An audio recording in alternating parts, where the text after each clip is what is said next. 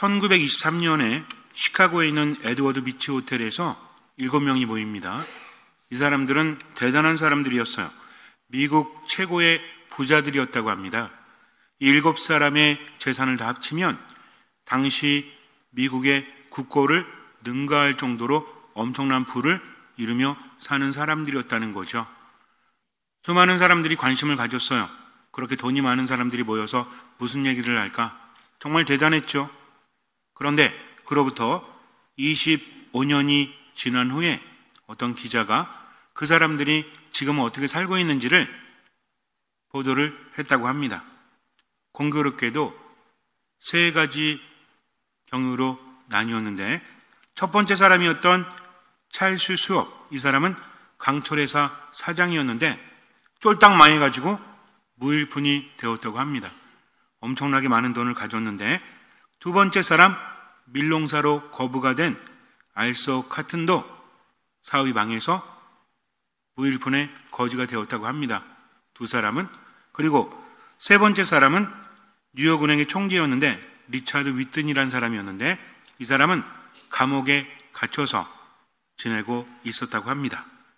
네 번째 사람은 미국의 재무장관까지 지냈던 엘버트 홀인데, 이 사람도 감옥에 갇혔다가 풀려났는데 아무것도 하지 못하는 무기력 상태에 있었다고 합니다. 첫 번째 두 사람은 완전히 망했고요. 두 번째 두 사람은 감옥에서 많은 삶을 보냈다는 거죠. 그리고 다섯 번째 웰스푸트 회장이었던 J.C. 리버모어는 자살을 했대요. 그리고 여섯 번째 국제은행 총재였던 리온 프레이저 역시 자살했대요. 첫 번째, 두 번째 두 사람은 완전히 망했고요. 세 번째, 네 번째 두 사람은 감옥에서 많은 시간을 보냈고, 다섯 번째, 여섯 번째 사람은 자살로 삶을 마감했다는 거죠. 한 명이 남았습니다. 일곱 번째 사람인 부동산 업계 거부였던 이반 크루컬은 자살 미수로 병원에서 치료를 받고 있었다고 합니다. 참 이상하지 않아요? 7명이 모였는데 2명은 망하고 2명은 감옥에 갇히고 2명은 자살하고 나머지 1명도 자살 미수로 병원에서 치료를 받고 있었다는 거죠. 한 사람도 멀쩡한 사람이 없었다고 합니다. 우연치고는 대단하지 않습니까? 당시에 모였을 때만 해도 7명의 재산을 다 합치면 미국의 국고를 넘어설 정도로 많았다라고 했는데, 공교롭게도 25년이 지난 다음에 7사람은 모두 불행했다는 거죠. 왜 그런 걸까요? 돈이 많았기 때문일까요? 물론 돈이 많다는 공통점이 있긴 하지만 단순히 돈이 많았기 때문에 이 사람들은 불행해졌다고 말할 수 있습니까? 돈은 불행을 줍니까? 돈은 행복을 줍니까? 어떠세요? 돈이 행복을 주는 것 같아요? 불행을 주는 것 같아요?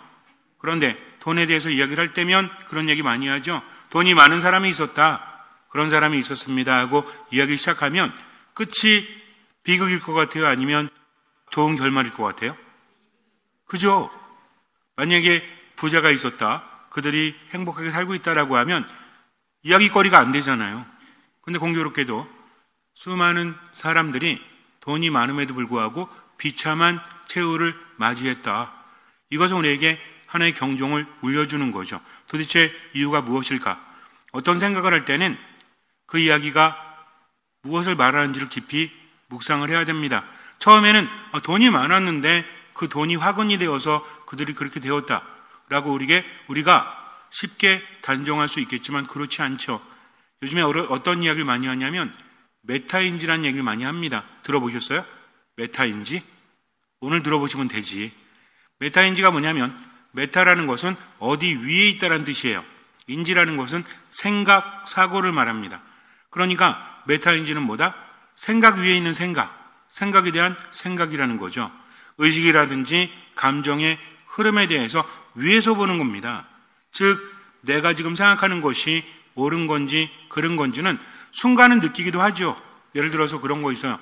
지나가다가 뭘 봤는데 저거 사야 되겠어 라는 생각이 들죠. 근데 그 다음에 어떤 생각이 들어요? 생각하잖아요. 저게 지금 필요한가? 저 가격이 적당한가? 그래서 삽니까 안 삽니까? 사기도 하고 안 사기도 하죠. 처음에 드는 생각은 그냥 그때의 생각이에요.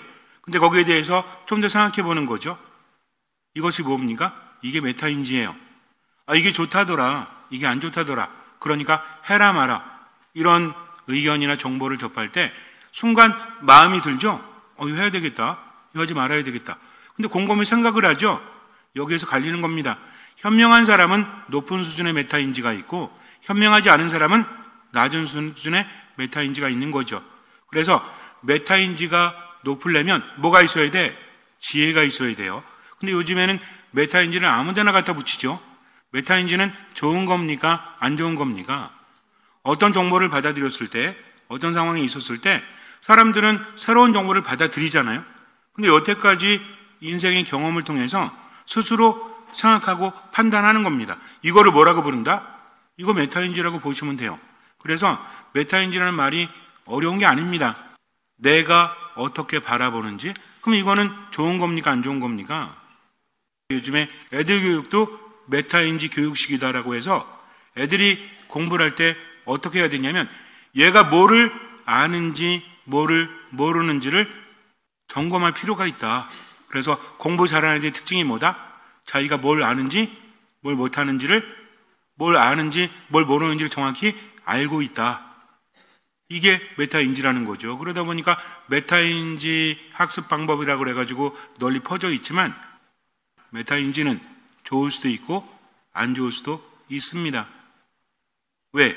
어떤 정보에 대해서 내가 어떤 생각을 평상시 하고 있느냐에 따라서 달라질 수 있다는 거죠. 좋은 거를 받아들여야 되는데 스스로가 고집을 부릴 수 있죠. 이거 뭐 별거 있겠어. 이런 거 아니야. 새로운 것에 대해서 받아들이려고 하기보다는 거부하는 것도 있을 수 있죠. 이것도 뭡니까? 이것도 메타인지예요. 그러니까 뭐라 그래? 얘기 들으면서 그래 좋은 말이야. 괜찮아. 근데 나중에는 해요 안 해요? 안 하는 거죠. 여러분들 하느님 안에 머물고 기분도 생각도 하느님께 봉헌하고 하나님의 뜻대로 살아가십시오 라고 성당에서 듣죠. 그럼 고개를 끄덕입니까? 가로젓습니까? 가로젓는 분들 아무도 없어요. 근데 해요 안 해요? 안 해. 왜 안 하죠? 좋은 건 아는데 그게 쉽냐? 이것도 메타인지입니다. 뭔 얘기인지 아시겠죠? 근데 순간 이런 생각이 들어요. 화가 납니다. 화를 내고 싶어요. 근데 화를 내면 나에게 이득이 없어. 그러니 어떡하자? 참자. 말을 하지 말고 기다리자. 이것도 메타인지입니다. 순간은 화가 나지만 내가 화를 내봤자 얻을 수 있는 게 없다. 인생 경험을 통해서 압니까 모릅니까? 알고 있다는 거죠. 참는 것도 뭐다? 이것도 메타인지다. 그럼 이건 좋은 거예요, 안 좋은 거예요? 이건 좋은 거잖아요. 그렇기 때문에 메타인지라는 것은 어떤 생각이나 감정의 흐름에 대해서 내가 조금 더 위에서 바라보는 거죠. 그래서 결국에는 그냥 순간의 감정이나 생각에 좌우되는 것이 아니라 흐름 안에서 내가 그것을 어떤 걸 받아들이고 어떤 것을 적용시키는지를 결정하는 거다. 그래서 좋은 것일 수도 있지만 안 좋은 것일 수도 있다. 그래서 세상이 말하는 거 다 받아들이려고 하시면 안 돼요. 스스로 판단을 해야 됩니다. 뭐에 의해서? 메타인지에 의해서. 여러분들도 메타인지를 갖고 계시죠? 없는 사람 없어요. 우리가 용어를 물을 뿐이지 이미 다 알고 있다는 겁니다. 그렇다면 오늘의 이야기를 여러분들의 메타인지를 통해서 어떻게 분석하시고 어떻게 받아들이십니까? 이들이 단순히 돈이 많았기 때문에? 그렇다면 돈 많은 사람들은 다 어떻게 해야 돼? 망하거나 감옥에 갇히거나 자살하거나 자살 미수에 그쳐야 되는데 그렇지 않다는 거죠. 좀 더 깊이 들어갈 필요가 있습니다. 돈이 많았기 때문이 아니라 돈에 매였기 때문이죠. 여러분들이 생각하는 거 있잖아요. 이 사람들은 과연 어떻게 살았을까요? 주변에 있는 사람들을 중히 여겼을까요? 잘은 모르지만 그렇지 않았을 것 같아요. 그러니 끝이 비참하지 않습니까? 돈만 추구했다는 거죠. 그래서 왜 감옥에 갇혔을까요? 잘 모르지만 나쁜 짓을 했겠지. 뭘 추구하기 위해서? 돈을 추구하기 위해서. 그러니까 감옥에 갇힌 것이 아니겠습니까? 왜 무일푼이 됐을까요? 그냥 만족하면서 행복하게 살았다면 괜찮았을 거예요. 근데 뭘 했을까요? 또 다른 투자를 했겠지. 뭐를 위해서? 돈을 위해서. 그러니 망하지 않았겠습니까? 왜 자살했을까요? 심심해서? 그렇지 않겠죠. 어떤 일이 있었기 때문이겠죠. 우리는 이 사건을 통해서 우리를 들여다봐야 한다는 겁니다. 그렇다면 이들이 뭘 했다면 그런 비참한 결과를 맞이하지 않을 수 있었을까요? 이제는 그들의 이야기가 아니라 우리들의 이야기가 됩니다. 어차피 그것은 사실로 있었잖아요. 우리가 이야기를 새로 써야 된다는 거죠. 뭐에 의해서? 메타인지에 의해서. 근데 우리는 어떤 메타인지를 가져야 되죠? 나는 알지 못하지만 하느님께서 모든 것을 아신다. 나만의 메타인지가 아니라 내 인식을 뛰어넘는 하느님, 그분께 모든 것을 맡기는 거죠. 인간은 모든 것을 알지 못합니다. 그러나 하느님은 모든 것을 안다는 거죠. 예수님께서 제자들에게 말씀하시죠. 얘들아, 부자가 하느님 들어가는 것은 너무나 어렵다. 무엇이 더 쉽다? 낙타가 바늘길을 통과하는 것이 더 쉽다라고 하십니다. 어떤 젊은 사람이 예수님께 와서 영원한 생명을 얻기 위해선 어떻게 해야 됩니까? 라고 묻죠. 그랬더니 예수님께서 뭐라고 하세요? 계명을 지켜야 된다. 이 사람은 계명을 잘 지키는 사람이었어요. 정말 대단한 사람이죠. 우리는 계명을 잘 지킵니까? 잘 지키지 않습니까? 대답 안 하셔도 돼요. 참 어렵잖아요. 근데 이 사람은 아주 당당합니다. 어떤 사람인지 알겠죠? 척 봐도 어때? 이미지가 그려지십니까? 젊은 사람인데 어떨 것 같아? 깔끔할 것 같죠? 그리고 뭔가 지적일 것 같죠? 그리고 왠지 선량할 것 같죠? 그런 사람입니다. 스승님, 그런 것들은 제가 어려서부터 다 지켜왔습니다. 우리가 알 수 있는 대목이 있죠? 이 사람이 아무리 그렇게 말해도 사실이 아닐 수도 있잖아요. 근데 모든 것을 아시는 예수님께서 그를 어떻게 보십니까? 사랑스럽게 바라보시며. 여러분들, 복음서에 예수님께서 사랑스럽게 바라보시며, 이 표현이 얼마나 대단한지 아시겠습니까? 예수님은 하느님이시죠? 그분이 왜 사랑스럽게 그를 바라보셨을까요? 1번, 잘생겨서? 2번, 목소리가 좋아서? 아니죠.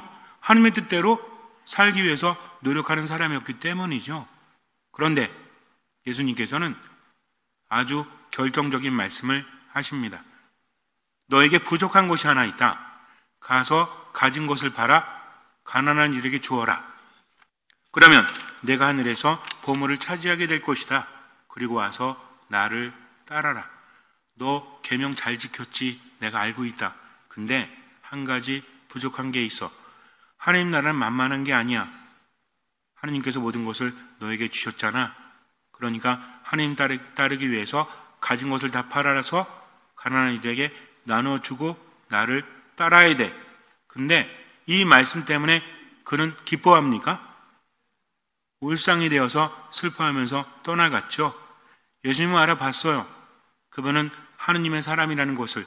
그분의 말씀을 들으면 영원한 생명을 얻을 수 있다라는 생각은 했습니다. 근데 문제는 뭐예요? 생각과 삶이 다른 거죠.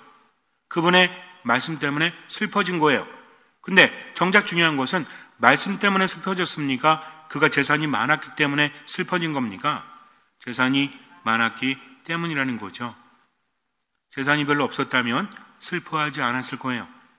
그런데 한번 생각해 봐야 합니다. 우리도 마찬가지죠. 내가 무엇을 얻지는 못해도 잃지는 않으려고 하죠. 그렇잖아요. 무엇을 잃고 싶어 하지 않죠? 내 것을 잃고 싶어 하지 않습니다. 여기서 한 가지 생각해 봐야 돼요. 내 것은 언제까지 내 것이죠? 내가 가질 때만 내 것이죠. 돈이 몇 억이 있다고 할지라도, 몇 조가 있다고 할지라도 영원히 가질 수는 없는 거죠. 이것을 묵상하고 묵상해야 합니다. 중요한 건 뭐냐면 내가 그것을 소유한 것이 아니라 거기에 내가 소유되어져 있다라는 거죠. 내가 돈을 가진 것이 아니라 돈이 나를 가지고 있는 겁니다. 누가 아쉬운 거예요? 돈이 나를 아쉬워합니까? 내가 돈을 아쉬워합니까? 돈이 나를 아쉬워해요? 내가 돈 쓰려고 할 때만 돈이 막 울어? 나는 당신을 떠나고 싶지 않은데 왜 자꾸 나를 쓰려고 하십니까? 그래요? 땅을 팔려고 했더니 땅이 꿈에 나타나가지고 왜 나를 버리려고 해? 나를 왜 버려? 이렇게 합니까? 아니죠. 누가 아쉬워하는 거야? 내가 아쉬워하는 거죠. 돈이 갑이에요? 내가 갑이에요? 돈이 갑이에요. 이렇게 되면 안 된다는 거죠. 물론 알면서도 잘 안 되지만 묵상해야 됩니다. 내가 얼마나 소유하고 있고 얼마까지 내 것인지를 묵상해 봐야 한다는 거죠. 모든 것은 지나가기 마련이죠. 봄이 가면 여름이 옵니다. 가을이 가면 겨울이 옵니다. 이번 여름은 아주 징글징글 맞았죠? 농사도 잘 안 됐다고 하잖아요. 여름이 너무 길어가지고 너무 더워가지고 벼농사도 잘 안 됐대요. 근데 어쨌든 지나갔잖아요. 아무리 극성을 부리던 더위도 이제는 꺾이게 마련이라는 거죠. 반팔 입은 분들 계십니까 지금? 저뿐이 없는 것 같아요. 비호위원장님 반팔 입었나? 어쨌든 반팔이네. 그래도 얼마 안 남았죠? 이게 인생이라는 겁니다. 내가 하지는 못해도 알고는 있어야 한다는 거죠. 하느님의 말씀이 왜 중요한지를 그냥 거부하는 게 아니라 받아들이기 어렵다고 해서 그냥 떠나면 됩니까? 안 됩니까? 안 된다는 거죠. 주님, 그럼에도 불구하고 당신 안에 머물고 싶습니다. 저를 도와주십시오. 우리는 정말 나약합니다. 내가 소유하고 있다라고 하지만 이미 내 것이 돼버리면 그 다음에는 묶여서 헤어나오지 못한다는 거죠. 어떤 분은 말합니다. 저는 돈에는 자유롭습니다. 돈 중요하지 않습니다. 근데 뭐에 대해서 자유롭지 않죠? 자존심에 대해서. 무엇인가는 돈이 아니라고 할지라도 묶여있는 경우가 있다라는 거죠. 단순히 돈이 아닙니다. 무엇입니까? 자기의 소유라는 거죠. 이 소유는 눈에 보일 수도 있고 보이지 않을 수도 있죠. 어떤 사람이 고집을 부려요. 그러면 이 고집도 뭡니까? 누구 때문이야? 하나님 때문이에요? 아니죠. 자기 자신 때문이잖아요. 그러니 이 또한 무엇입니까? 이 또한 나의 소유물이라는 거죠. 이것을 알아야 됩니다. 그렇다면 얼마큼 소유해야 되죠? 소유를 안 할 수는 없잖아요. 세상 살면서. 얼마큼 소유해야 됩니까? 얼만큼? 예수님 말씀하시잖아요. 누구를 사랑해라? 하느님을 사랑해라. 하느님을 사랑하기 위해서는 재물을 함께 섬길 수는 없다. 그러니까 이겁니다. 내가 재물을 좋아하되 하느님은 사랑해라. 얼마 전에도 말씀드렸죠? 하느님을 사랑하되 재물은 좋아만 해라. 좋은 것과 사랑의 차이는 무엇입니까? 좋아하면 떠날 수 있죠. 하지만 사랑하면 떠날 수 없죠. 어떤 게 더 강합니까? 좋아하는 게 더 강해요? 아니면 사랑하는 게 더 강해요? 제가 좋아하는 사람입니다. 이거하고 제가 사랑하는 사람입니다. 어떤 게 더 강하죠? 사랑이죠, 사랑. 사랑은 무엇입니까? 유일하다는 겁니다. 내가 당신을 사랑합니다. 라고 하는 것은 뭡니까? 사랑은 몇 명한테 말할 수 있죠? 물론 애들도 사랑하고 부모님도 사랑 이런 거 말고 사랑합니다라고 프로포즈 하죠? 그 몇 명한테 할 수 있죠? 아침에는 데레사한테 하고 점심때는 세실리아한테 하고 저녁에는 엘리사베트한테 하면 이거 뭐예요 이거? 이건 진짜 사랑이 아니죠? 사랑이란 건 뭡니까? 사랑이라는 것은 한 사람에게만 할 수 있다는 거죠. 사랑한다는 건 뭡니까? 그래서 옛날에 그러잖아요. 사랑하는 건 미친 짓이다? 아닌가? 결혼은 미친 짓이단가? 어쨌든 그럼 결혼은 왜 하는 건데? 사랑하니까 하는 거죠. 이겁니다. 사랑한다는 것은 하나를 선택하면 나머지는 내려놓겠습니다 하는 거예요. 즉 하느님을 사랑한다는 것은 내가 돈을 좋아하지만 내 소유를 좋아하긴 하지만 그래도 누구의 뜻을 따르겠습니다? 하느님의 뜻을 따르겠습니다. 얼마만큼? 할 수 있는 만큼, 보이는 만큼, 나머지는 맡기는 거죠. 이게 어렵다는 것을 예수님도 잘 아십니다. 그래서 뭐라고 하세요? 재물을 많이 가진 자들이 하느님 나라에 들어가는 참으로 어렵다. 부자가 하느님 나라에 들어가는 것보다 낙타가 바늘귀로 빠져나가는 것이 더 쉽다. 그러니까 제자들이 뭐라고 합니까? 그러면 누가 구원받을 수 있는가? 어렵다는 거죠. 예수님도 아시고 제자들도 알고 우리도 아는 겁니다. 그랬더니 예수님 뭐라고 하세요? 사람에게는 불가능하지만 하느님께는 그렇지 않다. 하느님께는 모든 것이 가능하다. 그럼 어떻게 하면 됩니까? 저는 하느님을 사랑하고 싶고 하느님 안에 머물고 싶은데요. 그런데 잘 안 됩니다. 그래서 포기하겠습니다. 이게 아니라 그럼에도 불구하고 주님 저와 함께 하시면서 이끌어 주십시오. 맡기겠습니다. 얼마만큼? 할 수 있는 만큼, 얼마만큼? 보이는 만큼만 당신의 뜻대로 살겠습니다 하면 주님께서 어떻게 하십니까? 나를 이끌어 주신다는 거죠. 인간에게는 불가능하지만 하느님께는 가능하다. 그러니까 어떻게 하면 된다? 그분께 맡기고 살면 된다는 거죠. 맡기고 살다 보니까 뭐가 바뀌어요? 생각이 바뀌고 느낌이 바뀌죠. 뭐가 바뀌는 겁니까? 메타인지가 바뀌는 거죠. 고집을 부리지 않습니다. 아주 현명해집니다. 그래서 좋은 메타인지에는 지혜가 들어가 있다는 거죠. 지혜는 무엇입니까? 구분할 수 있는 거죠. 이게 좋은지를, 이게 싫은지를. 그래서 뭐대로 행동하지 않아요? 감정대로 행동하지 않고 순간의 판단에 움직이지 않고 어떤 마음으로? 듣는 마음으로. 이게 중요하다는 겁니다. 그래서 지혜라는 것은 뭐다? 뱀과 같은 거다. 뱀은 슬기로운 존재죠. 왜 슬기로운 존재죠? 물어버리니까.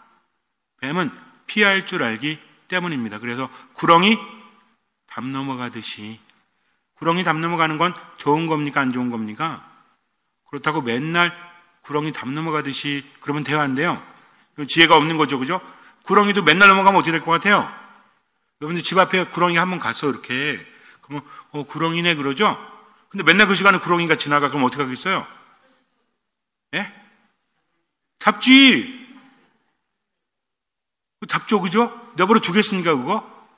안 내버려 두죠. 맨날 똑같은 시간에 지나가면 뭔 얘기인지 아시겠죠? 그 지혜라는 건 뭐다? 순간순간 내 감정이 아니라 하느님께 귀를 기울이면서 듣는 마음으로 살아가는 거다. 그러다 보면 세상에 대한 안목이 커집니다. 그러면서 깨닫게 되죠. 체험하게 되죠. 그러면서 어때요? 점점 욕심이 비워지죠. 아, 내가 가진 것이 진짜 내 것이 아니구나. 그러니까 내가 가진 것을 어떻게 해야 되겠다? 나를 위해서 쓰면 대화인데요. 뭘 안 돼? 날 위해서 쓰는 거지. 근데 나만을 위해서만 쓰지 않고 하나님의 뜻대로 살아가는 거죠. 뭐 할 줄 아는 겁니까? 자족할 줄 아는 거죠. 성경엔 답이 있습니다. 잠시 눈을 감으시고 들어주세요. 자족할 줄 알면 신심은 큰 이득입니다.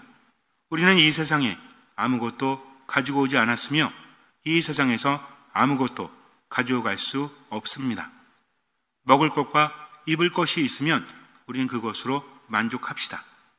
부자가 되기를 바라는 자들은 사람들을 파멸과 멸망에 빠뜨리는 유혹과 올가미와 어리석고 해로운 갖가지 욕망에 떨어집니다. 사실 돈을 사랑하는 것이 모든 악의 뿌리입니다. 돈을 따라다니다가 믿음에서 멀어져 방황하고 많은 아픔을 겪은 사람들이 있습니다. 디모데후 1서 6장 6절부터 10절까지 내용이에요. 눈 뜨세요. 우리는 알 수 있죠. 결국 인간을 파멸에 이르게 하는 건 뭐다? 돈이 있기 때문이 아니라 돈을 사랑하기 때문이다. 이것이 악의 뿌리니까 우리는 어떻게 하면 돼요? 돈을 좋아하되 사랑하지 말자. 얼마만큼? 할 수 있는 만큼, 보이는 만큼. 늘 어떤 마음으로? 듣는 마음으로 살아가면 돼요. 주님, 저에게 뭘 바라십니까? 제가 가진 것으로 뭘 해야 될까요? 하면서 끊임없이 물으십시오. 욕심이 생길 때도 멈추고 물으세요. 아깝죠, 내 거 쓰는 거. 그러나 그럼에도 불구하고 외면하면 안 돼요. 듣는 마음으로 살아가다 보면 때로는 괴롭기도 하지만 때로는 깨닫기도 합니다. 그것이 지혜요. 그것이 믿음이요. 영원한 생명을 얻는 것이고, 그래서 나는 불가능하지만 하느님께 맡겼더니 그렇게 되는 거죠. 이게 뭡니까? 인간에게는 불가능하지만 하느님께는 가능하다. 그러니까 주님, 저 욕심이 많습니다. 그러니까 성당 안 다닐래요. 주님, 저 욕심이 많습니다.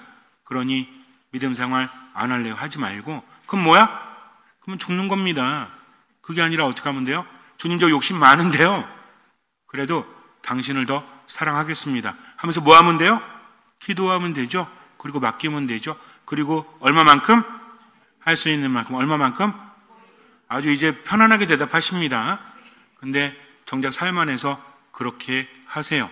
잠시 눈을 감으세요. 마르코가 전한 거룩한 복음입니다.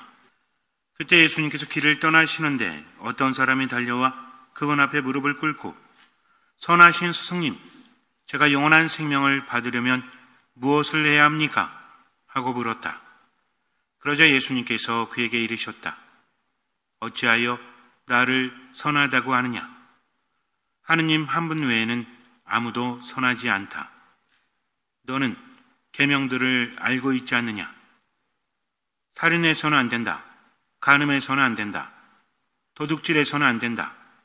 거짓 증언을 해서는 안 된다. 횡령해서는 안 된다. 아버지와 어머니를 공경하여라. 그가 예수님께 스승님, 그런 것들은 제가 어려서부터 다 지켜왔습니다. 하고 대답하였다. 예수님께서는 그를 사랑스럽게 바라보시며 이르셨다. 너에게 부족한 것이 하나 있다. 가서 가진 것을 팔아 가난한 이들에게 주어라. 그러면 내가 하늘에서 보물을 차지하게 될 것이다. 그리고 와서 나를 따라라. 그러나 그는 이 말씀 때문에 울상이 되어 슬퍼하며 떠나갔다. 그가 많은 재물을 가지고 있었기 때문이다. 예수님께서 주위를 둘러보시며 제자들에게 말씀하셨다. 재물을 많이 가진 자들이 하느님 나라에 들어가기는 참으로 어렵다. 제자들은 그분의 말씀에 놀랐다. 그러나 예수님께서는 그들에게 거듭 말씀하셨다. 얘들아, 하느님 나라에 들어가기는 참으로 어렵다. 부자가 하느님 나라에 들어가는 것보다 낙타가 바늘귀로 빠져나가는 것이 더 쉽다. 그러자 제자들이 더욱 놀라서 그러면 누가 구원받을 수 있는가 하고 서로 말하였다. 예수님께서는 그들을 바라보며 이르셨다. 사람에게는 불가능하지만 하느님께는 그렇지 않다. 하느님께는 모든 것이 가능하다.